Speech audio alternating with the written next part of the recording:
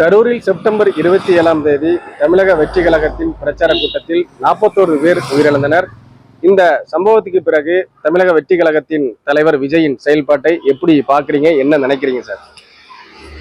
தமிழக வெற்றி கழகத்து விஜய் அவர்கள் இந்த மிகப்பெரிய இந்த சம்பவத்துக்கு அவர் நேரில் வந்திருக்கணும். ஆனால் வராதது மிகப்பெரிய ஒரு வருத்தம் தான். அவர் வர முடியலனா கூட பக்கத்தில் இருக்கிற மற்ற நிர்வாகிகள், அந்த மாவட்டம் சம்மந்தப்பட்டதோ இல்லை அருகில் உள்ள மாவட்டம் சம்மந்தப்பட்ட நிர்வாகிகள் போயிட்டு அவங்களுக்கு ஆதரவு கொடுத்துருக்கலாம், ஆதரவு தெரிவிச்சிருக்கலாம். அவங்க துக்கம் அடைந்த அந்த தருணத்தில் யாருமே அந்த பக்கம் போகாது மிகுந்த வருத்தளிக்குது. மற்ற அரசியல் கட்சி ஒரு சின்ன விஷயமா இருந்தாலும் மக்களுக்கு உதவிகரமாக வந்துடுறாங்க. ஆனால் தமிழ் வெற்றி கழகம் இன்னும் அவங்களோட கட்டமைப்பை வலுவாக்கணும் அப்படிங்கிறது தான் எங்களோட கருத்தாக இருக்கு. அவர் அறிவிச்ச 20 லட்சம் நிவாரண தொகை கொடுத்திருக்கிறாரு. மேலும் அவர் அழைச்சி சந்திப்பேன் அப்படின்னு சொல்லியிருக்கிறாரு.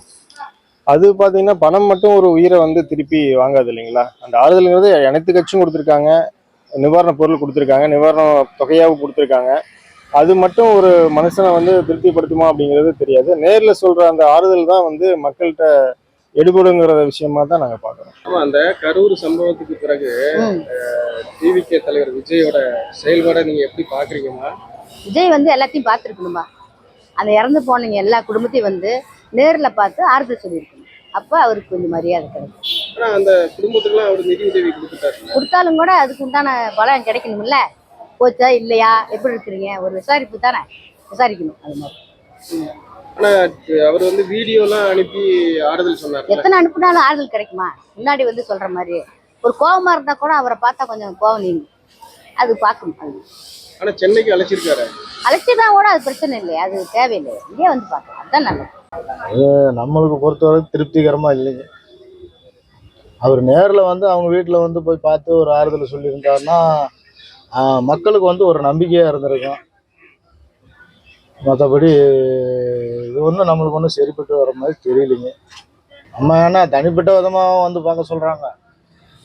அவங்களோடைய மாவட்ட தலைவர்களை வச்சு அவங்களோட ஒரு அணி மாதிரி இது பண்ணி பார்த்து அவங்களுக்கு ஒரு ஆறுதல் சொல்லிட்டு போயிருந்தா ஒரு திருப்திகரமாக இருந்திருக்குங்க.